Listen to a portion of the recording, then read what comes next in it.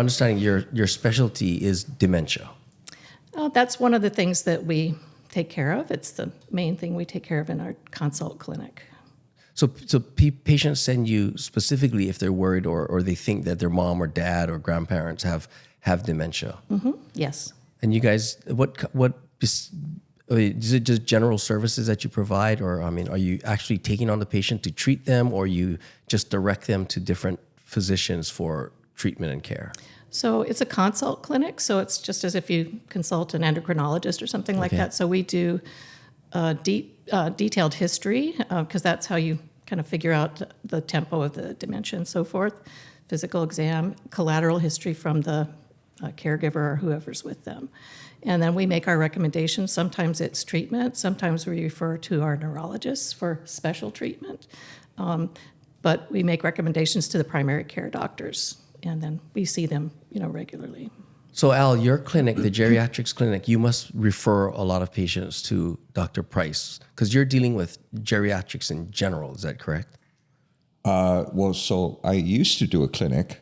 I currently only do nursing home care. Okay. So I don't necessarily refer patients to Susan. A lot of the patients that Susan has taken care of that are aging in place will at some point end up in a hospital. And then because they're so frail, they end up in a nursing home for short-term rehab or sometimes long-term care. So I think maybe for the listener who's listening to this, what I understand happens is, like with our patients, say you come into the hospital, your mom or your dad falls down, breaks their hip, right? We do surgery to fix their hip, but they're not quite well enough to be discharged from the hospital and go directly to a home environment, right? They need a little bit extra care, a little bit extra physical therapy, maybe some other medical issues taken care of. So we will transfer that patient then to one of these post-acute hospitals, right, or what we would otherwise call a skilled nursing facility or a short-term nursing home, correct? Right. Where the patients can get treatment until they're strong enough to return to their home environment, if they ever are able to do that. Yeah, and so some of that has been driven by insurance and the change in our healthcare environment. So what I like to tell my friends is, when my mom gave birth to me, she was in the hospital for 10 days. Oh. Today, and you're an OBGYN, if you have a normal vaginal delivery, you're lucky you stay over 24 hours. Right. And so that's happening to all medical conditions, whether it's a hip fracture or stroke or pneumonia. People are just getting pushed out of the hospital sooner. Mm-hmm. But for the elderly, the frail folks, they're just not ready to be able to be independent right away. Yeah. And so I would say about 17 to 20% of the patients that end up in hospital require some kind of rehab or extra care before they can be independent at home. And that's who comes to us. About how many nursing homes do you service? So in the state, we have about 40. On Oahu, maybe 22 or so. We go to approximately 6 to 8 of them. That's a lot.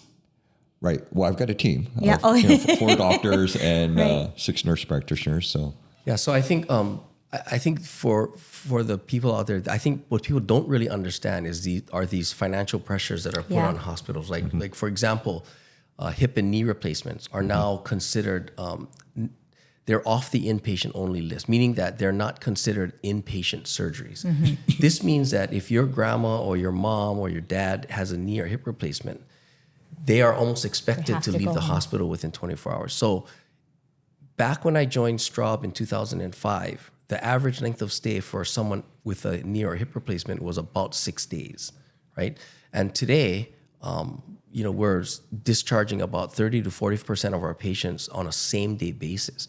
But obviously, if you're 87 years old and you're having a knee replacement, I don't care what the insurance requirements are. You're just simply you may not be strong enough to leave the hospital within 24 hours. And that's where we send these patients to these post-acute care hospitals or these short-term nursing homes or like Rehab Hospital of the Pacific or something like that, where they can spend a little bit more time in the hospital to get strong enough so that they can take care of themselves or at least manage themselves at home. And I think that's what we're talking about, right? Is that we've tried to get patients out of the acute care setting or the hospital setting. I just wanted to add that in order to get into one of these facilities, you have to have what they call a skilled need, either physical therapy, nursing care. So not just. I think that's a very, That's a very good important point because, at least for myself, in the realm of hip and knee replacements, a lot of people they think that they want to be taken care of, and they want to go to a nursing home or rehab hospital just because they don't want to go home and have to take care of themselves, right? Either it's fear or they just want to be pampered for another week. But I think people don't realize that is extremely expensive, and so. Unless you need that, you have a physical need to be in a hospitalized type setting, for the most part, we're going to pretty much get you out of the hospital, right? Like in my case, after doing knee or hip replacements, it's interesting. All the wives do not want their husbands home. They want us to keep their husbands for about 6 months if possible. 100%. In my 20-year career, there's been only 2 women that I've called after surgery that asks me, when can my husband come home? The others all ask me, how long can you keep my husband? It's true, right? Yeah. Nobody wants to have to take care of them. So speaking of your procedures, right? I mean, I rarely see a single knee or hip replacement patient come to the nursing home. Generally, they're either a double knee, those are ones that come, or if they live alone. Yes. That's the And thing. If I they tell live you alone. I tell you what, there are so many geriatric people people in their 80s and 90s that live alone. I'm shocked.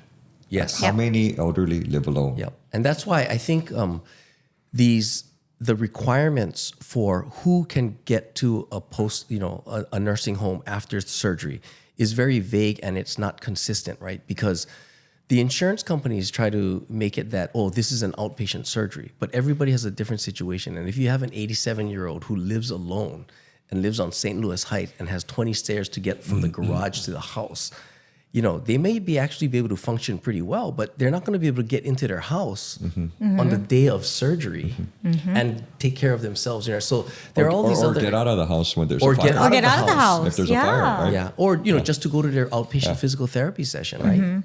And so I think these are the real challenges of taking care of older folks within these constraints of the insurance sort of policies, right? Right. Yeah, For sure. And so I think it's important for the patients to understand that the hospital is not a respite for you. I mean, we're not there to just take care of you. It's just financially not possible. Unless people were willing to pay and say, hey, you know what, I have money, I'll pay you to take care of me for an extra week. And if you have that, and I think they should be allowed to do that, but apparently there's some rules against that as well, right? In a nursing home, we do have people who will private pay to stay longer for whatever reason, right? It might be their spouse is going through chemotherapy, or the daughter is going to take care of them is away on vacation. So sometimes they will elect to go ahead and pay for that. It is expensive, but probably not as expensive as a hospital bed. Yes. Yeah. For sure. But I think, in the U.S., I think patients have come to sort of almost expect that insurance is going to cover my post-hospital stay. And people are often surprised and sometimes angry that, what do you mean my insurance didn't approve me to go to, One Kalakaua, or didn't approve my transfer to Rehab Hospital of the Pacific, et cetera. They don't realize that there are restrictions, right? Right. And it's very difficult because before you go in, because my mom had bilateral hip surgery, before you go in, you cannot necessarily plan where you're going to go for rehab if you need it, because she lives alone in her 70s. And I kept asking, the hospital, what's going to happen after? And they said, well, we have to wait till your surgery's over and then see who has an opening, and then see if your insurance will cover it, and then see if we can even get you there within a day. Yeah. And I think the other important thing is that we have to assess the patient too, right? Because after surgery, some people are great. They can go straight home. But other people who we expect to be doing well actually have a much harder time. So it's a sort of the assessment is ongoing, right? And it's often changing. So, and sometimes people just need an extra day and then they're fine. Right.